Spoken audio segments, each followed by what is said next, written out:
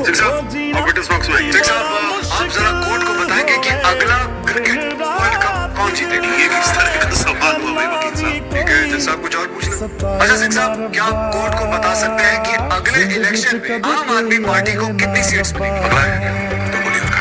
मैं वैसे तो हिंसावादी इंसान हूँ सिंह साहब, लेकिन एक बार ना लॉ कॉलेज में एक 6 फुट 8 इंच के लौंडे ने मुझसे बदतमीजी से बात की थी। माँ कसम कान के नीचे घुसट मारा था, उठा नहीं 22 दिन तक बिस्तर से। यकीन ना हो ना तो माथुर साहब से पूछ नहीं रहे वकील साहब, आराम से कोर्ट सवाल करो, बवाल क्यों कर रहे हो यहाँ पर? हाँ? सरकार ये मुझे पागल कह रहा है, बदतमीजी से बात कर रहा है। सिंह साहब क्यों कर रहे हो आप बदतमीजी से बात? छोड़ो ना, जाने दो, आराम से कंटिन्यू प्लीज। चलो एक और बार ट्राई करते हैं सिंह साहब। क्या आप बता सकते हैं कि सलमान खान की शादी कब होगी?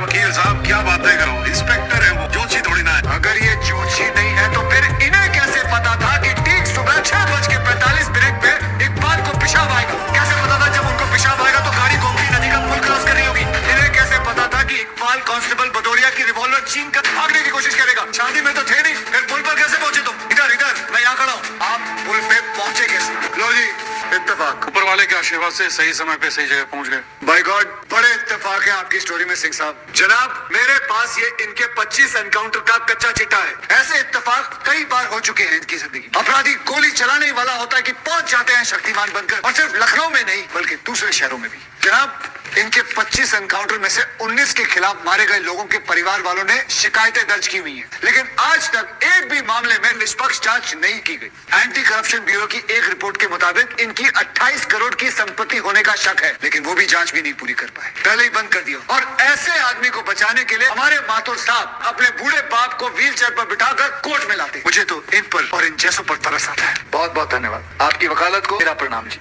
श्रीमान एक ईमानदार और बहादुर आदमी का कैरेक्टर असैसिनेशन हो रहा है, आप बैठे देख रहे हैं। बहादुर ठेंगा बहादुर, हथकड़ी में बंधे निहत्थे आदमी को पीठ पर गोली मारने वाला बहादुर, 35,000 तनख्वाह पाने वाला 28 करोड़ का मालिक ईमान खोखला कर देगा सारे सिस्टम को और पता भी नहीं चलेगा। कुछ तो लिहाज करो मेरे माथुर साहब, कुछ तो लिहाज करो देश का।